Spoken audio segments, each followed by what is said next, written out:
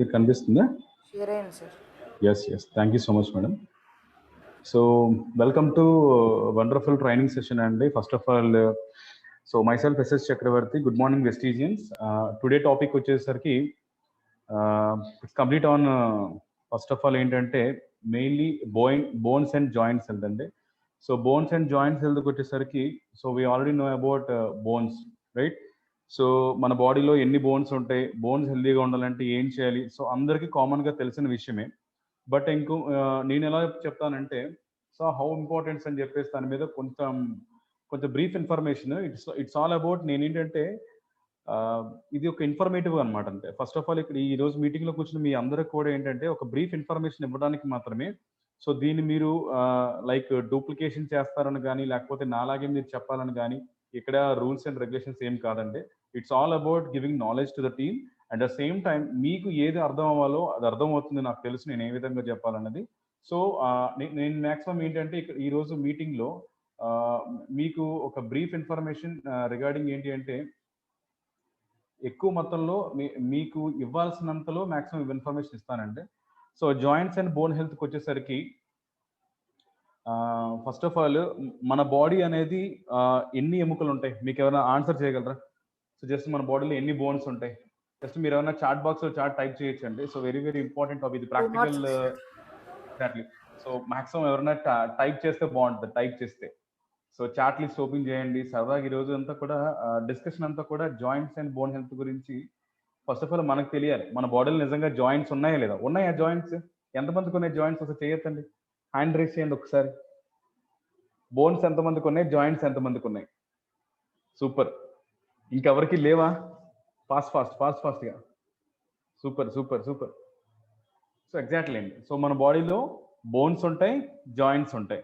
So ఈరోజు ఈ రెండు టాపిక్స్ గురించి నేను మీతో డిస్కస్ చేస్తాను. Okay. So first of all బాడీలో ఎన్ని బోన్స్ ఉంటాయండి? ద హ్యూమన్ స్కెలిటల్ సిస్టమ్ చూసుకునేసరికి ఇట్స్ కంప్లీట్లీగా 206 బోన్స్ ఉంటాయండి. Thank you Govind garu. 360 కాదండి, 206 బోన్సే ఉంటాయి. Thank you so much for your answering. So 206 bones ఉంటాయి, అలాగే కార్టిలేజ్ ఉంటుంది, లిగ్మెంట్స్ ఉంటాయండి. ఓకే, గుర్తుపెట్టుకోండి. ఈరోజు మన టాపిక్ అంతా కూడా ఈ మూడింటి మీద డిపెండ్ అయి ఉంటుంది. 206 బోన్స్ ఉంటాయి, ఓకే, అలాగే కార్టిలేజ్ ఉంటుంది, లిగ్మెంట్స్ ఉంటాయి. So this is called human skeleton అనమాట. సో ఏంటి సార్ ఇక్కడ అన్ని పుర్రి బొమ్మలు చూపిస్తున్నారు, మమ్మల్ని భయపెడుతున్నారు అనుకోవద్దు. So it's all about awareness అండి. ఓకే. సో 206 బోన్స్ ఉంటాయి, గుర్తుపెట్టుకోండి. నెక్స్ట్ మన బాడీలో ఉన్న ఈ బోన్స్ అనేవి చూసుకుంటే స్కల్ అంటే మన ఏదైతే ఈ హెడ్ భాగంలో మనకి 22 బోన్స్ ఉంటాయండి. వెర్టిబ్రల్ కాలంలో 33 ఉంటాయి. ఓకే. థొరాసిస్ లో 25 ఉంటాయి. Pelvic and girdle and lower limbs లోకి వచ్చేసరికి 62 రకాల బోన్స్ ఉంటాయి. అలాగే షోల్డర్ గ్రిడిల్లోని అండ్ అప్పర్ లిమ్స్ లోని 64 బోన్స్ ఉంటాయండి. టోటల్ ఇవన్నీ కలిపితే 206 బోన్స్ అన్నమాట, ఎముకలు. ఓకే. సో లిగ్మెంట్స్ అంటే ఏంటి? ఇక్కడ చూడండి ఒకసారి. లిగ్మెంట్స్ అంటే ఇక్కడ చూసారా, ఇది బోన్. సో బోన్ కి మధ్య లిగ్మెంట్స్ ఉన్నాయండి. ఓకే. ఈ లిగ్మెంట్స్ అనేవి చాలా క్రూషియల్ రోల్ ప్లే చేస్తుంది అనమాట. సో చాలా మందికి తెలియని విషయం ఏంటంటే లిగ్మెంట్స్ ప్రాబ్లం ఉంటే ఏంటో కూడా తెలియదు. సో ఈ లిగ్మెంట్స్ ఎప్పుడైతే వీక్ అయిపోతాయో ఆటోమేటిక్ గా ప్రాబ్లమ్ స్టార్ట్ అవుతుంది. అలాగే కార్టిలేజ్ అండి. ఓకే. సో కార్టిలేజ్ అనేది ఎక్కడ ఉంటుంది? సో మన భూమిక అంటారు కదా, ఎముక. అలాగే బోన్స్. సో ఈ మూడింటిని మనం చూపించాలండి. బోన్స్ చూపించాము, లిగ్మెంట్స్ చూపించాం, అండ్ కార్టిలేజ్ చూపించాం. Okay. Next so bone types చూద్దామండి. ఇక్కడ చూస్తే బోన్స్ లో రకరకాల బోన్స్ ఉంటాయి. ఇందులో 5 టైప్స్ ఆఫ్ బోన్స్ ఉంటాయండి. సో ఎముకల్లో కూడా 5 రకాల బోన్స్ ఉంటాయి. అందులో ఫ్లాట్, అలాగే sesamoid and short, long and regular. So కొన్ని రెగ్యులర్ బోన్స్ ఉంటాయి అనమాట. ఇవన్నీ కూడా పెల్విక్ రీజియన్ లో ఉంటాయి అనమాట, మన లోవర్ అబ్డామిన్ లో ఉంటాయి ఇవన్నీ కూడా. అలాగే ఫ్లాట్ బోన్స్ అనేవి మనకి వెర్టిబ్రల్ కాలంలో కనిపిస్తాయి. అలాగే సిస్మాయిడ్ అనేవి ఏంటంటే ముక్కు దగ్గర, చెవు కండరాల దగ్గర, వీటి దగ్గర కనిపిస్తాయి. అండ్ లాంగ్ బోన్స్ అనేవి హ్యాండ్స్ దగ్గర, లెగ్స్ దగ్గర మనకి కనిపిస్తాయండి. ఓకే. నెక్స్ట్ సో ఇక్కడ చూసుకుంటే యాక్సియల్ స్కెలిటన్ లో కనిపిస్తే ఇక్కడ చూస్తారా, ఇదంతా కూడా యాక్సియల్ పార్ట్ అనమాట. ఇదంతా కూడా కంప్లీట్ గా ఉంటుంది. ఇందులో స్కల్ ఉంటుంది, వెర్టిబ్రల్ కాలం ఉంటుంది, అంటే అప్పర్ పార్ట్ అనమాట. సో అప్పర్ పార్ట్ లోకి వచ్చేసరికి మెయిన్ బోన్ స్ట్రక్చర్ అంతా కూడా మనకి అప్పర్ రీజియన్ లోనే ఎక్కువ ఉంటుందండి. ఓకే. లారింగల్ స్కెలిటన్ అంటారు. ఓకే. అలాగే వెర్టిబ్రల్ కాలము, ఈ స్ట్రక్చర్ ఉంది కదా, ఇదంతా కూడా దీన్ని కార్టిలేజ్ అంటారు. సో ఈ మధ్యలో ఉన్నదాన్ని థొరాసిస్ కేజ్ అంటారు అనమాట. So okay. సో ఇదంతా కూడా హెల్దీగా ఉండదు first of all. Next so interior of long bone. ఒకవేళ మన లాంగ్ బోన్ కానీ ఓపెన్ చేసి దాని ట్రాన్స్ఫర్ సెక్షన్ చూసుకుంటే సో లోపల మనకి మెడ్యులరీ క్యావిటీ అని ఉంటుంది. ఓకే, ఇక్కడ చూసారా మీకు కనిపిస్తున్నాయి ఇవన్నీ కూడా ఫార్మేషన్. ఇక్కడ ఈ లోపల ఏముంటుందంటే స్పాంజీ బోన్ ఉంటుందండి. ఓకే, అలాగే ఇది bone marrow. So bone marrow నుంచే కదా మనకి ఏం రిలీజ్ అవుతాయి, రెడ్ బ్లడ్ సెల్స్ అనేవి బోన్ మ్యారో నుంచి తయారవుతాయి. అర్థమవుతుందా? సో ఇది బోన్ మ్యారో, ఇది స్పాంజీ బోన్, ఇది కాంపాక్ట్ బోన్ అనమాట. సో ఇలాగ మనకి ఇంటీరియర్ ఆఫ్ లాంగ్ బోన్, ఒక లాంగ్ బోన్ ఒక బోన్ చూసుకుంటే దాన్ని అడ్డుగా అంటే ఇంటీరియర్ పార్ట్ చూసుకుంటే ఇలా ఈ స్ట్రక్చర్ లో ఉంటుందండి.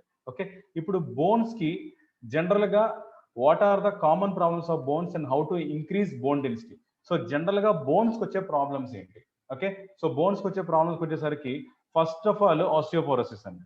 సో ఆస్టియోపోరోసిస్ అంటే ఏంటంటే which low density means the bones are brittle and weak and prone to easily break is by far the most common bone disease. So నేను అన్నిటి గురించి చెప్పట్లేదంటే ఒక 2 కామన్ ప్రాబ్లమ్స్ చెప్తాను. ఓస్టియోపోరోసిస్ అనేది ఏంటి అంటే, ఆస్టియోపోరోసిస్ అంటారు. సో ఇట్ సింపుల్ ఏంటంటే ఇక్కడ ఏమన్నాడంటే, సో బ్రిటల్ అంటే ఎముక అనేది గుల్లబారిపోవడం అనమాట. సో ఎముకలు ఎందుకు గుల్లబారిపోతాయి నేను చెప్తాను. సో ఎముకలు గుల్లబారిపోవటం వల్ల ఇక్కడ చూసారా నార్మల్ బోన్ అది ఇలా ఉంటుంది. సో బోన్ విత్ ఆస్టియోపోరోసిస్ ఉంటే చూసారా ఇలా కన్నాల కనిపిస్తుంది. అంటే ఇక్కడ ఏమవుతుంది, బ్రిటల్ బోన్స్ అనమాట. ఎముకలు గుల్లబారిపోతున్నాయి అంటారు. సో ఎముకలు ఎప్పుడైతే గుల్లబారిపోతే దాన్ని బ్రిటల్ బోన్స్ అంటారండి. అలాగే బోన్ వీక్ అయిపోవటం. ఓకే, ఎప్పుడైతే బోన్ బ్రిటల్ అయ్యి గుల్లబారిపోయి వీక్ అయిపోయిందో అదేమవుతుంది, ఈజీగా బ్రేక్ అయిపోతుంది. సో ఆ బ్రేక్ అయిపోయిన ప్రాబ్లమ్ ని ఆస్టియోపోరోసిస్ అంటారు. The most common bone disease అనమాట. సో మాక్సిమం చాలా మందిలో బోన్ ప్రాబ్లం వచ్చిందంటే ఈ ప్రాబ్లం అండి. ఇక్కడ చూసారా, సో ఆస్టియోపోరోసిస్ ప్రాబ్లం ఎక్కడ వస్తుంది, స్పైన్ లోని, రిస్ట్ లోని, అలాగే హిప్ రేషియోలోని. సో ఎక్కువ ప్రాబ్లమ్స్ అనేవి ఇక్కడ వస్తూ ఉంటాయి అనమాట. సో చాలా మంది ఏంటంటే చేతి మణికట్ట దగ్గర చిన్న పడిపోతే ఫ్రాక్చర్ అయిందంటారు, హిప్ నడుం భాగం దగ్గర పడిపోయింది అంటారు, స్పైన్ ప్రాబ్లం వస్తుంటుంది. సో ఎక్కువగా కామన్ గా కనిపించే ప్రాబ్లం ఇక్కడే కనిపిస్తుంది అనమాట. సో ఈ ప్రాబ్లం ఏమంటారంటే ఓస్టియోపోరోసిస్ అంటారు. Okay, so how to stop osteoporosis చేసుకుంటే హెల్దీ అండ్ స్ట్రాంగ్ బోన్స్. ఇక్కడ మీరు చూసుకుంటే మన బాడీలో ఉన్న బోన్ స్ట్రక్చర్ అంతా కూడా సో ఈ విధంగా ఉండాలండి. చూసారా దగ్గరగా ఉండి బోన్ స్ట్రక్చర్ అనేది హెల్దీగా ఉంది, స్ట్రాంగ్ బోన్స్ అనమాట. సో బ్రిటల్ బోన్స్ అంటే ఏమవుతుంది, వాళ్ళు మీకు ఎక్స్ప్లెయిన్ చేశాను.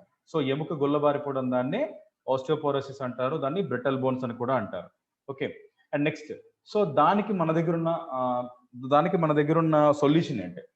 సో ఎముకలు గుల్లబారిపోవడం, ఓస్టియోపోరోసిస్ అనే ప్రాబ్లం రాకుండా ఉండాలన్నా, బోన్ హెల్దీగా ఉండాలన్నా, బోన్ స్ట్రాంగ్ గా ఉండాలన్నా, నా పాయింట్ అర్థమైందా? బోన్ స్ట్రాంగ్ గా ఉండాలి, అలాగే బోను హెల్దీగా ఉండాలి, స్ట్రాంగ్ గా ఉండాలి, హెల్దీగా ఉండాలి. ఓకే, బ్రిటల్ బోన్స్ ఫామ్ అవ్వకుండా ఉండాలంటే వీ హ్యావ్ ఫెంటాస్టిక్ సప్లిమెంట్ అండి, Vestige calcium. So Vestige calcium అనేది ఇక్కడ మీరు చూసుకుంటే helps in building and maintaining strong and healthy bones. Complete గా మన కాల్షియం అనేది బోన్ మీద వర్క్ చేస్తుందండి. సో ఎవరికైతే బ్రిటల్ బోన్స్ కానీ, వీక్ బోన్స్ కానీ, బోన్ ఫార్మేషన్ బాగాలేదు, సో నాకు బ్రిటల్ బోన్స్ ఉన్నాయి, ఆస్టియోపోరోసిస్ ప్రాబ్లం ఉంది, డాక్టర్ నన్ను కాల్షియం తీసుకోమన్నాడు అని చెప్తే డెఫినెట్ గా మన బాడీకి కాల్షియం అనేది చాలా చాలా ఇంపార్టెంట్. అలాగే useful in preventing dental problems. General గా కాల్షియం అనేది దేనికి కావాలంటే 80% బోన్స్ కావాలండి, ఒక 10-15% టీత్ కావాలి. ఓకే, అండ్ దీంతో పాటు సింపుల్ గా బోన్ తాలూకా డెన్సిటీ అండి. సో నేను స్ట్రాంగ్ వేరు, స్ట్రెంగ్త్ వేరు, డెన్సిటీ వేరు అండి, సాంద్రత. అంటే ఎముక అనేది ఏమవుతుందంటే బలంగా ఉండడం అనమాట. అంటే దాన్ని పట్టుకుంటే జనరల్ గా మనకు తెలుసో లేదో, బోన్స్ మీకు తెలుసో లేదో, బోన్స్ అనేది మీరు తీసుకెళ్లి కూర్చినా చేసినా ఏం చేసినా కూడా బోన్ అనేది అలాగే యాస్టీజ్గా ఉంటుంది అనమాట. కానీ అటువంటి బోన్స్ కూడా బ్రేక్ అయిపోతున్నాయి. అటువంటి బోన్స్ కూడా డెన్సిటీ తగ్గిపోవడానికి గల కారణం ఏంటంటే రకరకాల ఫుడ్ హ్యాబిట్స్ మనం తీసుకోవడం వల్ల, కూల్ డ్రింక్స్ ఎక్కువ తీసుకోవడం వల్ల, వీటి వల్ల ఏమవుతుందంటే మన బోన్స్ అనేవి వీక్ అయిపోతున్నాయి. సో ఆ వీక్ అయిన బోన్స్ ని మళ్ళీ రీబిల్డ్ చేయడానికి, బోన్ హెల్దీగా కావడానికి మన దగ్గర వెస్టేజ్ కాల్షియం ఉందండి. అండ్ అలాగే might protect against high blood pressure, heart attacks and pre menstrual syndrome, PMS problem నుంచి కూడా కాల్షియం అనేది మనకు సపోర్ట్ చేస్తుంది.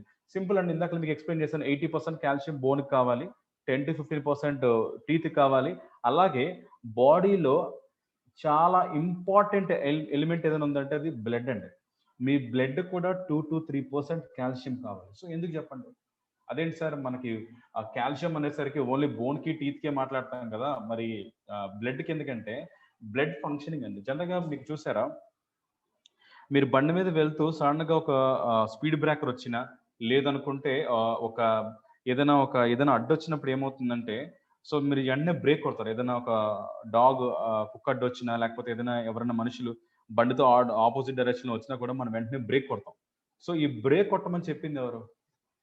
సో ఈ బ్రేక్ కొట్టమని చెప్పింది బ్రెయిన్. సో ఈ బ్రెయిన్ కి ఈ సిగ్నల్ అనేది ఇంత ఫాస్ట్ గా తీసుకెళ్ళింది ఎవరంటే బ్లడ్ లో ఉన్న కాల్షియం అండి. సో కాల్షియం అనేది బ్లడ్ కి ఏ విధంగా సపోర్ట్ చేస్తుందంటే అలర్ట్నెస్ కి సపోర్ట్ చేస్తుంది. This is very very important. మీకు అర్థమవుతుందా? సో కాల్షియం అనేది దేనికి ఇంపార్టెంట్? డెఫినెట్ గా బ్లడ్ కి ఇంపార్టెంట్. సో 80% దేనికి? Building and maintaining strong and healthy bones. Sir ఇప్పుడు నాకు బోన్స్ స్ట్రాంగ్ గా లేవు, నా బోన్స్ వీక్ గా ఉన్నాయి. బోన్స్ వీక్ అయితే ఏమవుతుందంటే చేతులు కాళ్ళు విపరీతంగా పీకుతూ ఉంటాయి. నీరసం వస్తుందా లేదా? సో ఎక్కువ సలుపు వస్తూ ఉంటుంది, పెయిన్స్ వస్తూ ఉంటాయి, కూర్చుంటారు లెగలేరు, పడుకొని లెగిసిన తర్వాత కూడా ఇంకా ఒళ్ళంతా నొప్పులు ఉంటాయి కదా. సో ఈ ప్రాబ్లమ్స్ అన్నింటికి కూడా మన దగ్గర సొల్యూషన్ ఉంది. ఏంటి? వెస్టేజ్ కాల్షియం అండి. సో ఇక్కడ చూడండి ఒకసారి. సార్ నేను కాల్షియం తీసుకోవాలని అందరూ చెప్పేస్తారు. కాల్షియం తీసుకోండి, ఎలా తీసుకోవాలంటే ఇక్కడ మీకు క్లియర్ గా కూడా ఒక చార్ట్ ఉందండి. Calcium per day, per week కాదు, పర్ మంత్ కాదు. చాలా మంది ఏం చెప్తారంటే బోన్స్ ప్రాబ్లం వచ్చేసరికి వెంటనే ఏమంటారు, డాక్టర్ దగ్గరికి వెళ్తారు, డాక్టర్ ఏదో కాల్షియం టాబ్లెట్ ఇస్తాడు, ఆ కాల్షియం టాబ్లెట్ తీసేసుకొని వెంటనే నేను వేసుకున్నాను, నాకు ప్రాబ్లం తగ్గిపోయింది అంటారు. సో ఇజ్ ఇట్ పాసిబుల్ అండి? First of all it's not right. So first of all ఏంటంటే మన బాడీకి కాల్షియం అనేది రెగ్యులర్ గా కావాలండి. ఏం కావాలి? రెగ్యులర్ గా కావాలి. మరి రెగ్యులర్ గా కాల్షియం ఎంతమంది తీసుకుంటున్నారు? కాళ్ళ నొప్పులు వస్తేనో ఒళ్ళు నొప్పులు వస్తేనో డాక్టర్ చెప్తేనో మనం ఏం చేస్తాం? కాల్షియం వాడతాం. కానీ ఇక్కడ ఏం చెప్తున్నారంటే వీరు చెప్పేవారు RD and recommended dietary allowance వాళ్ళు ఏం చెప్తున్నారంటే ప్రతిరోజు కూడా మీ బాడీకి కాల్షియం చాలా చాలా అవసరం. ఎలా అంటే చిల్డ్రన్స్ కి 1000 మిల్లీగ్రాముల నుంచి 1300 మిల్లీగ్రామ్ కాల్షియం కావాలండి. ఎవరికి ఎక్కువ కావాలి? పిల్లలకి ఎక్కువ కావాలండి కాల్షియం. ఎందువల్ల? బోన్ మాస్ అనేది, బోన్ డెన్సిటీ అనేది పిల్లల్లో కానీ బాగుంటే వాళ్ళ ఎదుగుదల బాగుంటుందండి. వాళ్ళ బోన్ స్ట్రాంగ్ గా ఉందంటే వాళ్ళు స్టిఫ్ గా, స్ట్రెంత్ గా, యాక్టివ్ గా ఉంటారు. సో చిన్నప్పటి నుంచే మనకు అలవాటు చేస్తుందంటే మన బాడీకి కాల్షియం కావాలి. పిల్లల్లో చాలా ముఖ్యంగా కాల్షియం కావాలి. ఇప్పుడు కాల్షియం అనేసరికి జనరల్ గా ఎవరు చెప్తారు? సో మనం కూడా కొన్ని మిస్టేక్స్ చేస్తూ ఉంటాం. సో కాల్షియం అనేసరికి ఎవరికంటే ముసలోళ్ళకి, 60 సంవత్సరాలు దాటిపోయిన వాళ్ళకి, సో వాళ్ళకి కాల్షియం ఇవ్వాలి అంటారు. కాదండి. ప్రతిరోజు కూడా ప్రతి ఒక్కరు కూడా కాల్షియం అనేది కావాలి. గుర్తుపెట్టుకోండి, పిల్లలకి 1000 మిల్లీగ్రాముల నుంచి 1300 మిల్లీగ్రాములు కావాలి. అలాగే adults and males and females, so మగవాళ్ళకి ఆడవాళ్ళకి కామన్ గా ప్రతిరోజు 1000 నుంచి 1200 మిల్లీగ్రామ్ కాల్షియం కావాలండి. అర్థమవుతుందా? సో ఈ రోజు మీటింగ్ లో కూర్చున్న వాళ్ళందరూ నిజంగా మీరు ప్రతిరోజు కాల్షియం తీసుకుంటున్నారా? సో కాల్షియం తీసుకోకపోతే ఈ రోజు నుంచి స్టార్ట్ చేద్దామండి. Very very important. ఎందువల్లంటే కాల్షియం అనేది ఎంత ఇంపార్టెంట్ అనేది ఈ రోజు మనం ఈ మీటింగ్ ద్వారా మనం తెలుసుకుంటాం. Okay. And next pregnant and lactating females. So lactating females అంటే ప్రెగ్నెంట్ ఎవరంటే గర్భిణీ స్త్రీలు, గర్భిణీ స్త్రీలతో పాటు పాలిచ్చే తల్లులు. సో వీళ్ళకు కూడా ప్రతిరోజు కూడా 1300 మిల్లీగ్రామ్ కాల్షియం అనేది బాడీకి కావాలంట. సో ఇప్పుడు ఆపర్చునిటీ కనిపిస్తుందా లేదా మీకు? డెఫినెట్ గా మీకు ఆపర్చునిటీ కనిపిస్తుందండి. This is very big opportunity. So దీన్ని ఉద్దేశించి మనకి గౌతమ్ బాలి గారు ఈ కాల్షియం టాబ్లెట్స్ అనేవి మనకి టాబ్లెట్ ఫామ్ లో ఉంటుంది. ఇది న్యాచురల్ ఫార్మేట్ లో మనకు దొరుకుతుందండి. కాల్షియం కార్బోనేట్ సముద్రంలో దొరికే ఆల్చిప్పలు ఉంటాయి కదా, ఆల్చిప్పల నుంచి తయారు చేస్తారు అన్నమాట ఈ కాల్షియం అనేది. ఓకే. సో మీరు సింపుల్ గా క్యాలిక్యులేట్ చేసుకుంటే మనకి 625 mg అండి. క్లారిటీగా చెప్పాలంటే 250 mg కాల్షియం అనేది మనకు వస్తుందండి ఒక టాబ్లెట్ తీసుకుంటే. మీకు అర్థమవుతుందా? సో ఒక టాబ్లెట్ నుంచి మనకి 250 mg వస్తుంది. అందుకే మనం రోజుకి 3 వేసుకోమని చెప్తాం. 3 వేసుకుంటే ఎంత అవుతుందండి? 250 750 mg కాల్షియం అన్నది మన కాల్షియం ద్వారా వస్తుందండి. రోజుకి 3 వేసుకుంటే నెలకి 90 కావాలి. సో అందుకే బాలి సార్ దీని మీద రేట్ ఎంత పెట్టారో మీకు చెప్పనా? మన వెస్టేజ్ కాల్షియం కాస్ట్ మార్కెట్ లో ఏ కాల్షియం టాబ్లెట్ చూసినా మోర్ దెన్ 8 రూపీస్ 10 రూపీస్ ఉంటుందండి. సో అది కెమికల్ ఫార్మేట్, మనకి న్యాచురల్ ఫార్మేట్ లో దొరుకుతుంది. ఎంఆర్పి 270 రూపీస్ అండి. 270 రూపీస్ కాల్షియం బాటిల్ మనకి 230 రూపీస్కి వస్తుందండి. 100 క్యాప్సూల్స్, 100 టాబ్లెట్స్ అంటే ఈచ్ క్యాప్సూల్ ఎంత పడిందండి? ₹2.30కి 250 mg అండి. విత్ విటమిన్ D3 250 IUs ఉంటాయి ఇందులో, ఇంటర్నేషనల్ యూనిట్స్ అనమాట. అంటే మీ బాడీకి కావాల్సిందంతా మగవాళ్ళకి ఆడవాళ్ళకి అయితే 1000 నుంచి 1200 మిల్లీగ్రామ్ కాల్షియం కావాలి. మనం అట్లీస్ట్ రోజుకి 3 చొప్పున తీసుకుంటే మనకి 750 mg వస్తుందండి. పాసిబిలిటీ ఉందంటారా? ఇప్పుడు మన బోన్స్ జాయింట్స్, మన బోన్స్ కానీ హెల్దీగా, స్ట్రాంగ్గా, ఓకే, బోన్ డెన్సిటీ బాగుండడానికి అవకాశం ఉందా లేదా? ఓస్టియోపోరోసిస్ అనే ప్రాబ్లం నుంచి మనం బయటపడచ్చా లేదా? ఎగ్జాక్ట్లీ అండి. సార్ గుర్తుపెట్టుకోండి, నాకు ఆ ప్రాబ్లం ఉంది అంటే రోజుకి 2 వేసుకోవాలండి. సో ఆ ప్రాబ్లం రాకుండా ఉండాలంటే డైలీ మార్నింగ్ ఒకటి, మధ్యాహ్నం ఒకటి, నైట్ ఒకటి ఫుడ్ తిన్న తర్వాత. Very very important. Okay. And next వచ్చేసరికి జాయింట్స్ అంటే, సో బోన్స్ అయిపోయింది కదా. సో బోన్స్ అయిపోయిన తర్వాత నెక్స్ట్ ఏంటి? జాయింట్స్. మన బాడీలో ఎన్ని జాయింట్స్ ఉన్నాయండి? మీకు ఏమైనా ఐడియా ఉందా? సో డెఫినెట్గా బాడీలో జాయింట్స్ ఎంతమందికి ఉన్నాయి ఇక్కడ ఈ మీటింగ్లో కూర్చున్న వాళ్ళకి? సో అందరికీ జాయింట్స్ ఉన్నాయా లేదా? డెఫినెట్గా జాయింట్స్ అందరికీ ఉంటాయి. సో జాయింట్స్ అనేసరికి మనకి ఎక్కడ గుర్తొస్తుంది? కేవలం మనకి మోకాలు చెప్పుల దగ్గరే మనకి జాయింట్స్ గుర్తొస్తాయి. అవునా కదా? ఎగ్జాక్ట్లీ. ఇక్కడ మనం జాయింట్స్ చూసినసరికి జాయింట్స్ లో 2 టైప్స్ ఆఫ్ జాయింట్స్ ఉన్నాయండి. ఒకటి మూవబుల్ జాయింట్, అంటే స్లైట్లీ మూవబుల్, ఇమ్మూవబుల్. 2 రకాల జాయింట్స్ ఉంటాయి. ఆ జాయింట్స్ లోకి వచ్చేసరికి ఫస్ట్ జాయింట్ వచ్చేసరికి సైనోవాయిల్ జాయింట్స్ అండి. చూడండి, మన కార్టిలేజ్ ఓపెన్ చేసుకుంటే ఇక్కడ చూసారా, ఇక్కడ దీని ఏమంటారంటే పివోట్ జాయింట్స్ అంటారండి. పివోట్ జాయింట్స్ అంటే మన తాలిక నోరు జా ఓపెన్ చేసి కింద దించినప్పుడు ఇది కదలిక ఉంటుంది చూసారా, ఆ టైప్ ఆఫ్ జాయింట్ ఉంటుంది అనమాట ఇక్కడ ఒకటి. అలాగే నెక్స్ట్ వచ్చేసరికి గ్లైడింగ్. ఓకే, ఒక్క నిమిషం.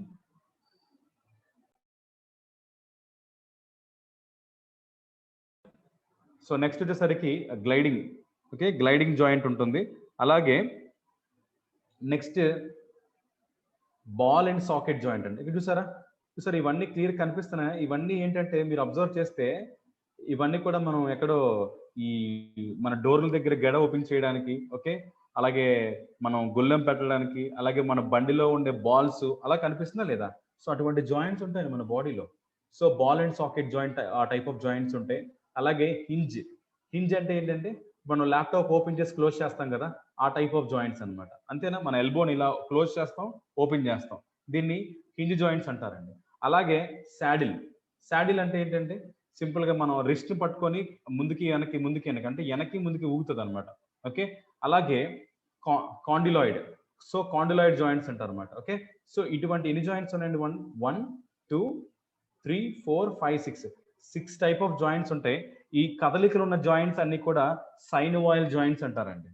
ఈ పాయింట్ ఎక్కడో వినట్టున్నారు. సైనోవాయిల్ జాయింట్స్ అంటే మనం చెప్తూ ఉంటాం కదా, ఎముకలు మధ్య గుజ్జు లాంటి పదార్థం ఉంటుంది, దాన్ని సైనోవాయిల్ ఫ్లూయిడ్ అంటారు కదా. ఆ ఫ్లూయిడ్ అనేది ఎక్కడెక్కడ ఉంటుంది? ఇప్పుడు ఓన్లీ మోకాల దగ్గర ఉంటుంది. అంటే డెఫినెట్ గా మీరు అర్థం చేసుకోవాలి, బాడీలో ఉన్న అన్ని దగ్గర కూడా ఈ జాయింట్స్ అంటే మూవబుల్ జాయింట్స్ అన్నిటిని కూడా ఏమంటారు? సైనోవాయిల్ జాయింట్స్ అంటారు. అంటే ఈ సైనోవాయిల్ ఫ్లూయిడ్ అనేది ఈ ప్రతి జాయింట్ దగ్గర లూబ్రికెంట్ కింద వర్క్ చేస్తుంది. ఇప్పుడు ప్రతి దగ్గర ఉండాలంటారా వద్దంటారా? డెఫినెట్ గా ఉండాలి. సో వీటిని మూవబుల్ జాయింట్స్ అంటారు, వీటిని సైనోవాయిల్ జాయింట్స్ అంటారు. ఓకే, అలాగే కార్టిలేజినియస్ జాయింట్స్. ఇక్కడ చూసుకుంటే కార్టిలేజ్ జాయింట్స్ అనమాట. ఎక్కడ ఉంటాయంటే సింఫసిస్. ఇక్కడ మనం చూసుకున్నామా, సో వెర్టిబ్రల్ కాలమ్ దగ్గర బోన్ మ్యారో బ్యాక్ సైడ్ ఏదైతే ఉంటుందో ఈ బోన్ కి మధ్యలో ఉన్నదాన్ని దీన్ని కార్టిలేజినియస్ జాయింట్స్ అంటారు. ఓకే, సో ఇది ఇంకొక రకమైన జాయింట్స్ అండి. అండ్ అలాగే ఫైబ్రాయిడ్స్ జాయింట్స్ అనమాట. ఫైబ్రాయిడ్ జాయింట్స్ ఎక్కడ ఉంటాయి చూసారు, ఇక్కడ ఎక్కడెక్కడ ఉంటాయి చూసారా? సిండమోసిస్ అంటే ఎక్కడ? అలాగే గోంబోసిస్ అంటే ఇక్కడ ఎలా ఉంటుందంటే సింపుల్ మన పళ్ళు ఉన్నాయి కదా, మన పళ్ళు భాగం దగ్గర ఉండేదన్నమాట. సో ఈ మధ్యలో ఉంటుందండి మన ఏదైతే క్యావిటీ ఉంటుంది కదా, ఈ క్యావిటీకి స్కిన్ కి మధ్యలో ఉండే ఇది జాయింట్ అనమాట. ఓకే, ఈ జాయింట్ కూడా చాలా హెల్దీగా ఉండాలి. అలాగే స్కల్ భాగం మీద కూడా ఉంటుంది. ఓకే, మనకి జనరల్ గా నడినెత్తి మీద చెయ్యేస్తే మనకి తెలుస్తూ ఉంటుంది అనమాట డిఫరెన్స్.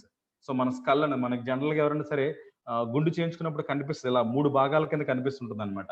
సో దాన్ని సుటరస్ అంటారు, అలాగే సిండమోసిస్ అంటారు, అలాగే గోంపోసిస్ అనమాట. సో దీన్ని ఫైబ్రస్ జాయింట్స్ అంటారు. ఓకేనా? సో ఈ జాయింట్స్ అన్ని కూడా మనకి ఏముండాలి? హెల్దీగా ఉండాలి. సో ఫైబ్రస్ జాయింట్స్ అనేది నో మూవ్మెంట్ అనమాట. మూవ్మెంట్ ఉంటుందా? మూవ్మెంట్ ఉండదు. అలాగే సైనోవాయిల్ అనేది ఫుల్ మూవ్మెంట్, ఆల్రెడీ మీకు ఎక్స్ప్లెయిన్ చేశాను. కార్టిలేజినస్ అనేది సమ్ మూవ్మెంట్ ఉంటుంది అనమాట. సో ఇలాగా మూవబుల్ జాయింట్స్ ఉంటాయి, ఇమ్మూవబుల్ జాయింట్స్ ఉంటాయి. సో మూవబుల్ జాయింట్స్ దగ్గరే మనకి ఎక్కువ ప్రాబ్లమ్స్ వస్తూ ఉంటాయండి. అవునా? సో మళ్ళీ ఒకసారి వెనక్కి వెళ్దామా? మూవబుల్ జాయింట్స్ ఏమేమి ఉంటున్నాయి? Simple yeah.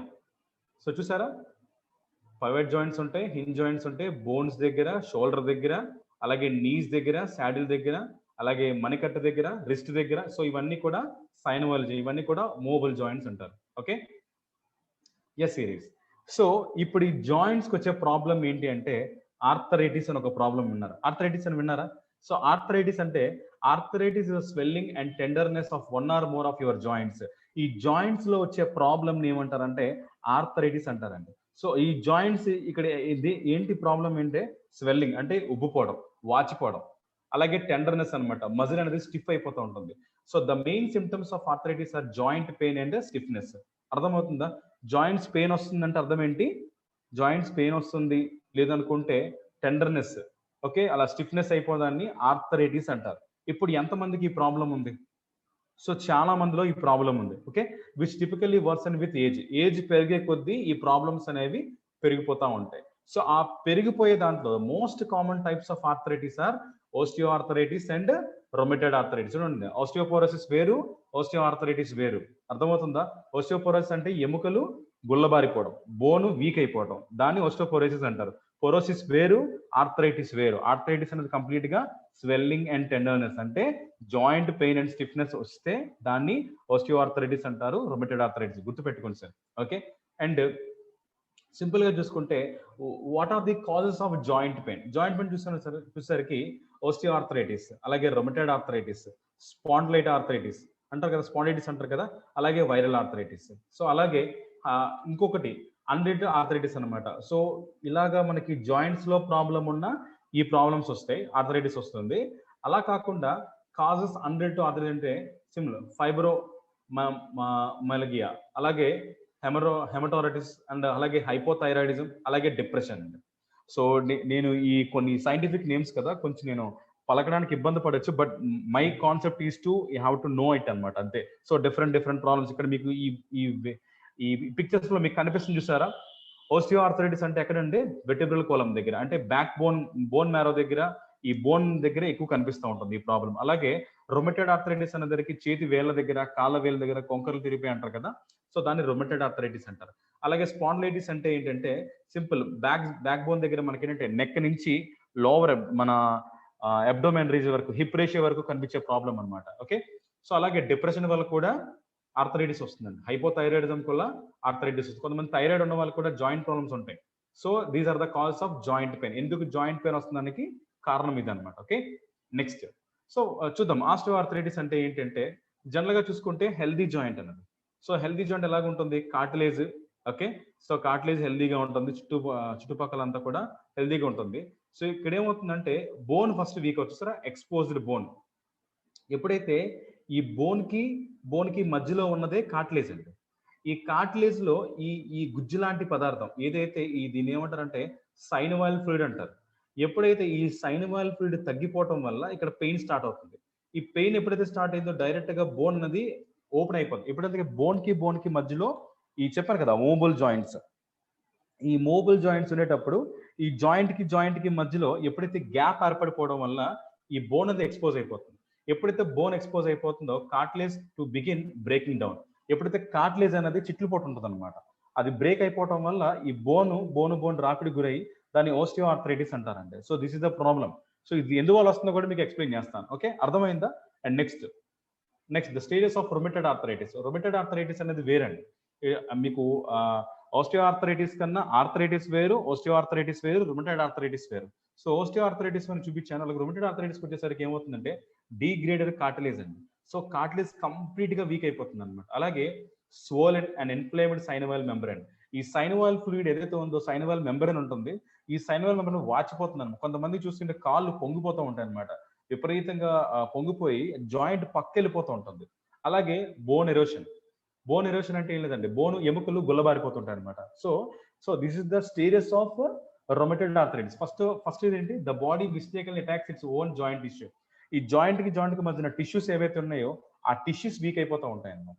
Okay, the body makes the antibodies and the joint start swelling up. So ఎప్పుడైతే బాడీలో యాంటీబాడీస్ ఉండడం వల్ల అవి స్వెల్లింగ్ అయిపోతుంటాయి. ఎప్పుడైతే వీక్ అయిపోతుందో జాయింట్, ఆటోమేటిక్ గా ఈ కాళ్ళ దగ్గర, బోన్స్ దగ్గర, లేకపోతే షోల్డర్స్ దగ్గర ఇవి వాచిపోతూ ఉంటాయి అనమాట. అలాగే the joint start becoming bent and deformed, the fingers become crooked, these misshapen joints can press on the nerves and can cause nerve pain as well.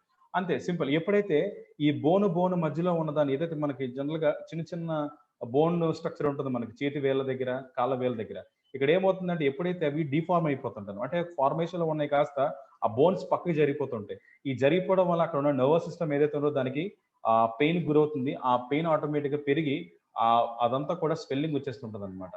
Stage 4 వచ్చేసి ఇఫ్ నాట్ ట్రీటెడ్, వాళ్ళు మీరు పట్టించుకోకపోతే ఏమవుతుందంటే the disease will progress to the last stage in which there is no joint remaining it all and joint essentially fused. Complete గా మీ జాయింట్స్ అన్ని కూడా డిఫార్మ్ అయిపోతాయండి. So this is very very complicated issue. So దీనే rheumatoid arthritis అంటారండి. So rheumatoid arthritis కి మనం ఒక స్టేజ్ ఫస్ట్ ఎర్లీ స్టేజ్ లో మనం గుర్తిస్తే సో దీని నుంచి మనకి బయటపడడానికి అవకాశం ఉందండి. ఓకే, సో నెక్స్ట్ వచ్చేసరికి కామన్ ప్రాబ్లం ఏంటి? Back pain. ఆల్రెడీ ఇందాక మీకు ఎక్స్ప్లెయిన్ చేశాను. బ్యాక్ పెయిన్ రావడానికి కారణం ఏంటి? ఓస్టియోపోరోస్. ఓస్టియోపోరోస్ అంటే ఏముందంటే బోన్ అనేది వీక్ అయిపోతుంది. బోన్ వీక్ అయిపోవడం, బ్రిటల్ బోన్స్ రావడం అవుతుంది. అలాగే సయాటికా ప్రాబ్లమ్స్ వస్తాయి. అలాగే వెర్టిబ్రే స్ట్రక్చర్. ఈ స్ట్రక్చర్ అనేది మనం జనరల్గా ఎక్కువ మంది ఏం చేస్తారంటే పాపం చాలా మంది కష్టపడుతూ ఉంటారు. ఏం చేస్తారంటే ఎక్కువ లాంగ్ డ్రైవ్ అనేది బళ్ళు మీద ట్రావెల్ చేస్తూ ఉంటారు. కారణం ఏంటి? దేనికి సార్? డబ్బు సంపాదించడానికి, హెల్త్ని పనంగా పెట్టి చేస్తున్నామా లేదా? డెఫినెట్ గా. సో వీళ్ళు ఏం చేస్తారంటే మాక్సిమమ్ ట్రైన్ జర్నీ చేస్తే బెటర్. ఓకే, బస్ జర్నీ ఎక్కువ చేయకూడదు. సో ఎందువల్లంటే ఎక్కువ టైం మనం కూర్చొని ఉండడం వల్ల కూడా ఈ వెర్టిబ్రల్ స్ట్రక్చర్ అనేది ఈ డిస్క్ రీప్లేస్మెంట్ జరిగిపోతూ ఉంటుందండి. అలాగే స్పైనల్ స్టెనోసిస్ అయిపోతూ ఉంటుంది, స్పైన్ ఆస్టియోఆర్థరైటిస్ వస్తూ ఉంటుంది, bulging and rupture disc. So డిస్క్లు అనేవి అరిగిపోతూ ఉంటాయి అన్నమాట. ఎందుకు అరిగిపోతుంది? ఎక్కువ ఈ స్పీడ్ బ్రేకర్ల మీద బంపింగ్స్, ఈ జంపింగ్ చేసే వాళ్ళకి వీళ్ళకి కూడా ఎక్కువ ప్రాబ్లమ్స్ వస్తాయి. సో ఈ బ్యాక్ పెయిన్ రావడానికి కారణం ఏంటి? బాడీలో ఉన్న బోన్ స్ట్రక్చర్ మీద ఎక్కువ ప్రాబ్లమ్ గురవుతున్నారండి. Okay, next. సో దీనికి ఇప్పుడు నేను చెప్పిన జాయింట్స్ హెల్దీగా ఉండడానికి, ఈ మోబైల్ జాయింట్స్ హెల్దీగా ఉండడానికి మనకు కావాల్సిన the phenomenal and extraordinary product అండి గ్లూకోజమైన్.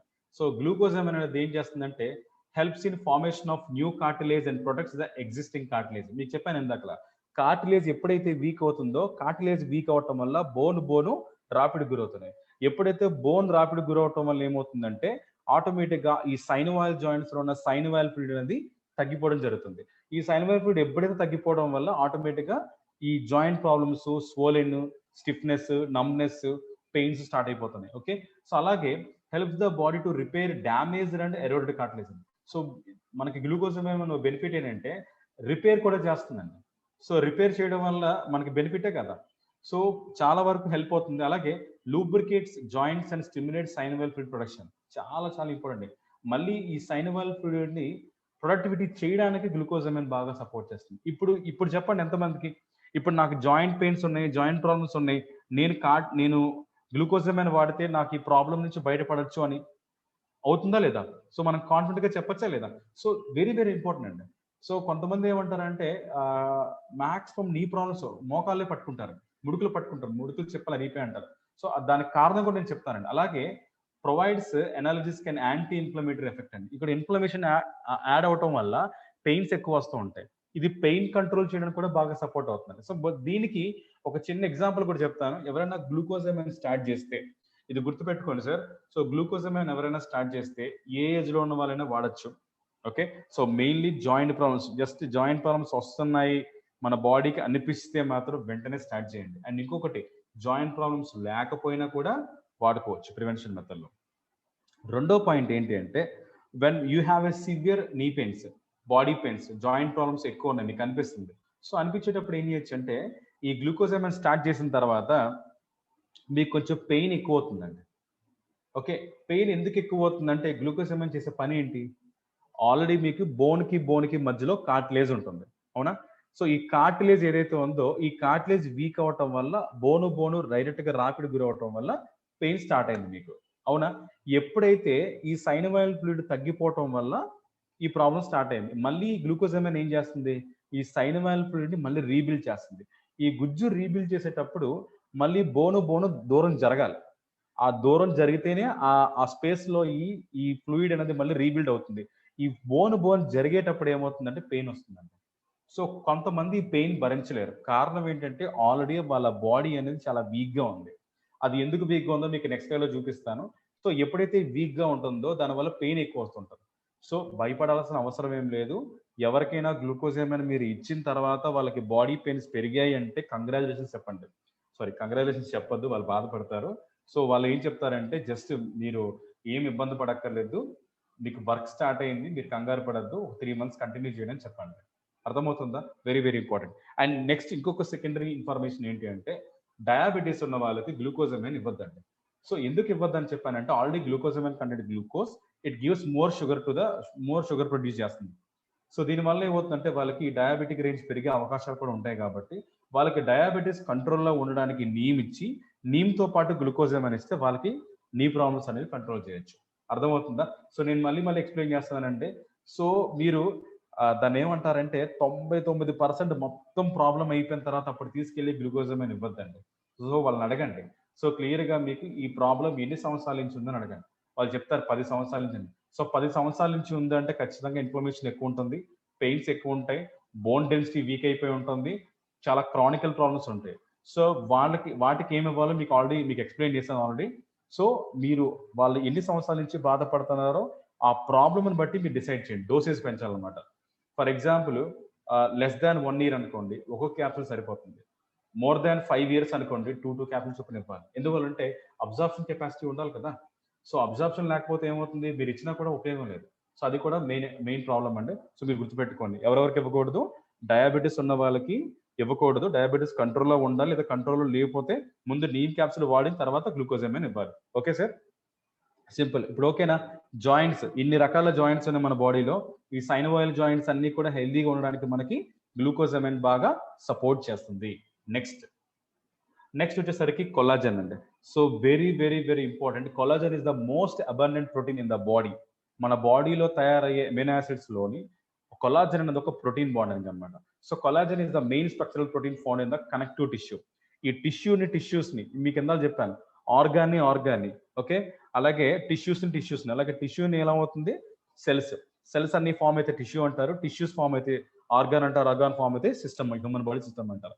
అలాగే ఈ టిష్యూని కనెక్ట్ చేయడానికి కొల్లాజన్ బాగా సపోర్ట్ చేస్తుంది. 30% of the total protein mass in humans is comprised of collagen.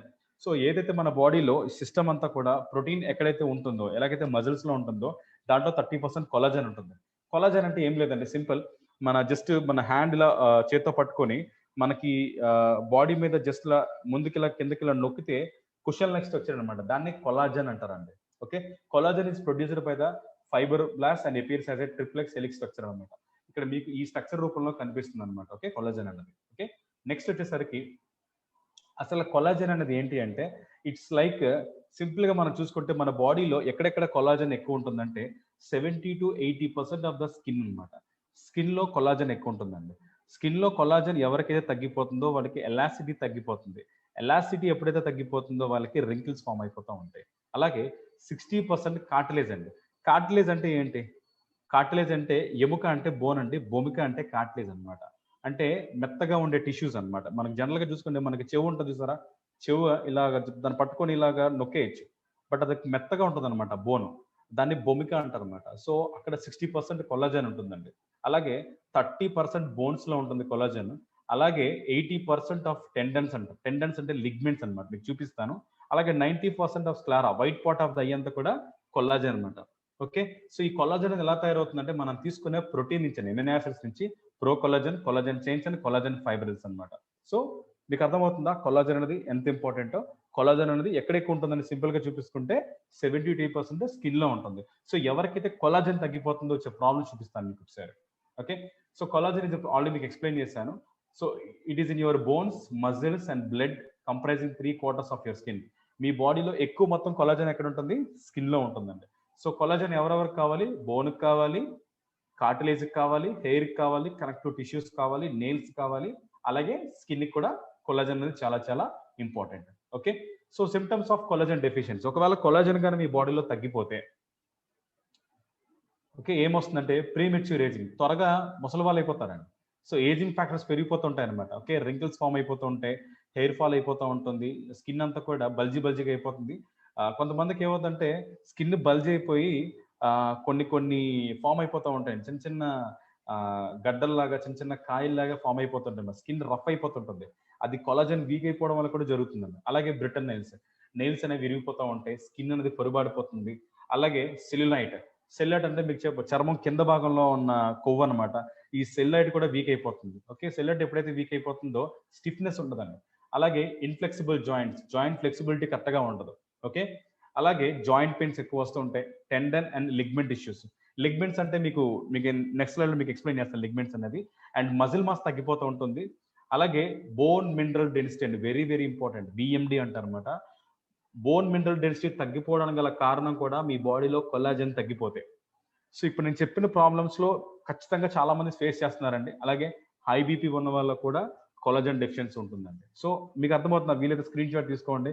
So నా పాయింట్ ఏంటంటే ఈ ఈ ప్రాబ్లమ్స్ అన్ని ఎవరిలో ఉన్నాయి వెతికాడి కొల్లాజెన్ ఇవ్వడం అని కాదండి. ఫస్ట్ ఆఫ్ ఆల్ మీ బాడీని మీరు కంపేర్ చేసుకోండి. నాకు ఈ ప్రాబ్లమ్స్ ఉన్నాయా లేదా? ఈ ప్రాబ్లమ్స్ నేను సఫర్ అవుతున్నానా లేదా? ఓకే.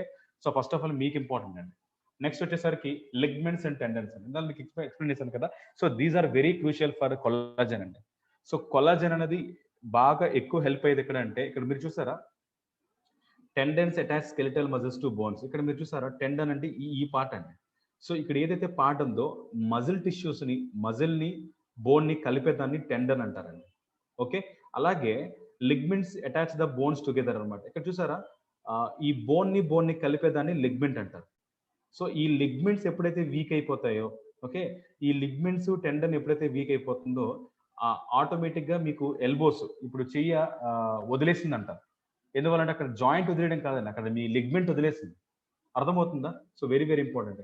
ఈ లిగ్మెంట్స్, ఈ టెండన్స్ ఎప్పుడైతే మీకు వీక్ అయిపోతాయో ఆటోమేటిక్‌గా మీకు ఎల్బో ప్రాబ్లమ్ గాని, షోల్డర్ ప్రాబ్లమ్ గాని చెప్పాను కదా! మూవబుల్ జాయింట్స్‌లో ఎక్కువ ప్రాబ్లమ్ వచ్చేది ఈ టెండన్స్‌కి, లిగ్మెంట్స్‌కి. ఈ టెండన్, లిగ్మెంట్స్ హెల్తీగా ఉండాలంటే దానికి ఏం కావాలి? Collagen. Okay. Simple. Here it is అండి. హెల్త్ కేర్‌లో wastage collagen maintaining healthy tissues. మీకు ఫస్టే చెప్పా. టిష్యూస్ హెల్తీగా ఉండడానికి ఎందువల్లంటే కనెక్టింగ్ టిష్యూస్ ఏంటి? కొల్లాజెన్ కదా! సో ఎప్పుడైతే టిష్యూ హెల్తీగా ఉండాలంటే కొల్లాజెన్ స్ట్రాంగ్‌గా ఉండాలి. అలాగే supporting joint health, improving flexibility of joints. ఇందాక మీకు చెప్పాను. మూవబుల్ జాయింట్స్ అయినా ఏవైనా సైనోవియల్ జాయింట్స్ అన్నిటికి కూడా జాయింట్‌కి మధ్యన లూబ్రికేటింగ్‌కి గ్లూకోజమైన్ సపోర్ట్ చేస్తుంది. ఫ్లెక్సిబిలిటీకి కొల్లాజెన్ సపోర్ట్ చేస్తుంది. అలాగే ఇన్‌ఫ్లమేషన్ తగ్గిస్తుంది. అండ్ అలాగే easy pain in people with stiff and immobile joints. కొంతమంది మొబిలిటీ చాలా వీక్‌గా ఉంటుంది. కూర్చుంటారు, కూర్చొని లెగలేరనమాట. చాలా పట్టేస్తుంటది బాడీ అంతా కూడా. అలాగే కొల్లాజెన్ లిగ్మెంట్స్ తగ్గిపోతుంది. లిగ్మెంట్స్ ఉండడం వల్ల పట్టేస్తాయి. ఈ బోన్ ఎల్బోస్ ఉంటాయి కదా! చెయ్యి ఇలా తీయడానికి చాలా పెయిన్ వచ్చేస్తుంటదనమాట. ఆ లిగ్మెంట్స్ వీక్ అయిపోతేనే, టెండన్స్ తగ్గిపోతేనే మనకి ఈ ప్రాబ్లమ్ అవుతుంది. సో దానికి కొల్లాజెన్ కావాలి. అలాగే మెయింటైనింగ్ మజిల్ హెల్త్. మజిల్ హెల్తీగా ఉండడానికి సపోర్ట్ అవుతుంది. అలాగే డైజెస్టివ్ హెల్త్ కూడా బాగా ఇంప్రూవ్ అవుతుంది. And very very important skin. Skin మనకు చూడండి కొంతమంది స్కిన్ పట్టుకుంటే చాలా స్మూత్‌గా ఉంటుంది. చాలా స్టిఫ్‌గా ఉంటుందన్నమాట. చాలా చాలా షైనింగ్ కూడా వస్తుందన్నమాట. సో అటువంటి షైనింగ్ కొల్లాజెన్ కావాలంటే ఆ స్టిఫ్‌నెస్ కావాలనుకుంటే డెఫినిట్‌గా మీరు కొల్లాజెన్ ట్రై చేయండి. ప్యాకెట్ ఫార్మ్‌లో ఉంటుందండి. సో మీరు ఈవినింగ్ 4:00కి జస్ట్ ఒక డ్రింక్‌లా ఉంటుందన్నమాట. ఒక 200 ఎంఎల్ కూలింగ్ వాటర్‌లో గనుక తాగితే సూపర్ రిజల్ట్ వస్తుందండి. ఓకే. సింపుల్. సో ఇవన్నీ కూడా ఇంటర్నల్ ఫ్యాక్ట్స్ అన్నమాట. నేను ఎక్స్టర్నల్ ఫ్యాక్ట్స్ కూడా మాట్లాడతాను. ఎందువల్లంటే కొంతమంది ఏమంటారంటే 100 కేజీలు బరువు ఉంటారు. నాకు జాయింట్ ప్రాబ్లమ్స్ వచ్చాయంటారు. So the link between weight loss and knee pain అండి. Very very important. అందుకే నేను చెప్పే ప్రతి టాపిక్ కూడా ఇట్ ఈస్ ఇంటర్ రిలేటెడ్ అని ఎందుకు ఎక్స్‌ప్లెయిన్ చేస్తానంటే ఆల్రెడీ మీకు వెయిట్ మేనేజ్‌మెంట్ చెప్పాను. సో వెయిట్ మేనేజ్‌మెంట్ కరెక్ట్‌గా లేకపోతే ఖచ్చితంగా వచ్చే ప్రాబ్లమ్ ఏంటి? So damn sure you are affecting with joints. జాయింట్స్‌తో ఖచ్చితంగా ప్రాబ్లమ్ ఉంటుంది. Okay. So the link between weight loss and knee pain. If you are among the millions of people who experience knee pain the following article may give you some relief అన్నమాట. ఇది ఒక పెద్ద article అండి దీని మీద. So వీళ్ళు ఏం చెప్తున్నారంటే మీరు ఓవర్ వెయిట్ ఉన్నా, ఒబేసిటీ ఉన్నా ఖచ్చితంగా మీ జాయింట్స్ అనేవి వీక్ అయిపోతాయి. ఇప్పుడు చెప్పండి పాయింట్. ఇప్పుడు ఒబేసిటీ అనేది పెద్ద ప్రాబ్లమా కాదా? సో ఒబేస్‌గా ఇప్పుడు మనం ఓవర్ వెయిట్ ఉన్నాం. 10 కిలోస్ వెయిట్ ఎక్కువ ఉన్నా గుర్తుపెట్టుకోండి మీ లిగ్మెంట్స్, టెండన్స్ ఇవి గుర్తుపెట్టుకోండి. పద్దాక జాయింట్స్ కాదు. Main ligaments. లిగ్మెంట్స్ టేర్ అయిపోతాయండి. లిగ్మెంట్స్ ప్రాబ్లమ్స్ వస్తాయి. దానివల్ల చాలా మందికి నీ ప్రాబ్లమ్స్ అనేవి ఎక్కువ స్టార్ట్ అవుతున్నాయి. Very very important. Next so weight gain and joint pain. ఇది ఒక ఇంపార్టెంట్ ఆర్టికల్ అండి. ఓస్టియో ఆర్థరైటిస్ మీద ఒక పెద్ద ఆర్టికల్ వచ్చిందనమాట. ఏంటంటే so why is your weight important? Extra weight greatly increases joint pain and damage the cartilage of the joints especially in the hips and knees. But losing weight can help. Okay. Got it? Very very important అండి. Weight gain అనేది weight loss అనేది చాలా important. Weight ఎక్కువ ఉంటే obviously have a problem with joint pain and damages the cartilage of the joint. Joints తాలూకా ఉంటున్న cartilage ని, ligaments, tendons okay ఈ ప్రాబ్లమ్స్ రావడానికి ఎక్కువ ప్రాబ్లం గురి చేస్తుంది వెయిట్ అండి. గుర్తుపెట్టుకోండి. Okay. And simple. And this is the paper article అండి. సో నేను చెప్పేవన్నీ కూడా ట్రూత్స్ ఇవ్వండి. కొన్ని ఐ ఓపెనర్స్ అనమాట. కిర్రు ఎట్ 35. 35 సంవత్సరాలు అంటే ముసలోడా కుర్రోళ్ళు అండి. ఏజ్డే కదా, ఏజ్డ్ ఐ మీన్ ఎంగేజే కదా. సో ఇక్కడ చూసారు, అక్కడ రోజుకి మోకాల నొప్పులతో వైద్యులు సంప్రదించేవారు 200 మంది అంట. నెలకు మోకాలు మార్పిడిలు అంటే ఈ ఈ చిప్పల మార్పిడి 800 నుంచి 1200 మంది అంట. వీరిలో 35 నుంచి 40 వయసులో ఉన్నవారు 200 నుంచి 300 మంది. సో ఎంత ప్రాబ్లమెటిక్ చూడండి ఒకసారి. సో ఇంత పెద్ద ఆపర్చునిటీ. సార్ మీరు క్యాలిక్యులేషన్ చేయండి ఒకసారి. మన కాల్షియం కాస్ట్ 230 రూపీస్ అండి. 230 ప్లస్ గ్లూకోజమైన్ కాస్ట్ 510 రూపాయలు అనుకుంటా ఎగ్జాక్ట్లీ. 740 రూపీస్ అండి. విత్ కొలాజన్ 600 రూపీస్ ఒక సాచెట్, ఒక ప్యాకెట్ అనమాట. డబ్బాకి 10 ఉంటాయి. సో 1340 రూపాయలండి. సో 1340 రూపీస్తో మీ లిగ్మెంట్స్, టెండన్స్, జాయింట్స్, బోన్స్ హెల్దీగా, యాక్టివ్గా, స్ట్రెంత్గా ఉంటాయనంటే ఎందుకు మనం వాడకూడదు చెప్పండి ఒకసారి. ఇక్కడ చూసారా మేడం, మీకు చిన్న వయసులోనే అరుగుతున్న మోకాళ్ళు, రోజు రోజుకు పెరుగుతున్న కేసులు. ఆర్థోపెడిక్ కేసుల్లో దాదాపు సగం ఇవే. పోషకాహార లోపం అర్థమైందండి. న్యూట్రిషన్ డెఫిషియన్సీ, వ్యాయామం లేకపోవటం, విటమిన్ డి లోపం, కాల్షియం ఒంట్లో కలవకపోవడము. అర్థమవుతుందా ఎందుకు కాల్షియం ఎంత ఇంపార్టెంట్ చెప్పాను. So very very important. And next osteoarthritis గురించి ఆల్ ఓవర్ ద వరల్డ్ అండి. ఇక్కడ మీరు చూసుకుంటే రిస్క్ ఏముంది? Age, heredity, obesity. Major factor obesity అండి. అలాగే హార్మోన్స్, ఇన్ఫెక్షన్స్, డయాబెటీస్ ఉన్న జాయింట్ ప్రాబ్లమ్స్ వస్తాయి. చూసారా, ఓవర్ వెయిట్ ఉంటే డయాబెటీస్ వస్తుంది, డయాబెటీస్ ఉంటే జాయింట్ ప్రాబ్లం వస్తుంది, జాయింట్ ప్రాబ్లం వస్తే బోన్స్ వీక్ అయిపోతున్నాయి. అర్థమవుతుందా? సో 80% ప్రాబ్లమ్స్ అండి. And signs and symptoms, joint pain, temperature, smaller joints and bone enlargements. So ఎక్కువ చిన్న చిన్న ప్రాబ్లమ్స్ అనమాట, చిన్న చిన్న pains. Okay, very very important. Next, so this is a full category అండి. జాయింట్స్ అండ్ బోన్ హెల్త్ కి we have calcium, we have glucosamine and we have collagen and simple. Thank you so much. A good health is the best wealth అండి.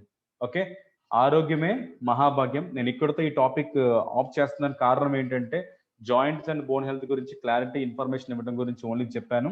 Next సెషన్లో మీకు detox and reservation గురించి ఒక మంచి ఇన్ఫర్మేషన్తో నేను ముందుకు వస్తాను. థ్యాంక్ యూ సో మచ్ అండి. Back to my host. Thank you.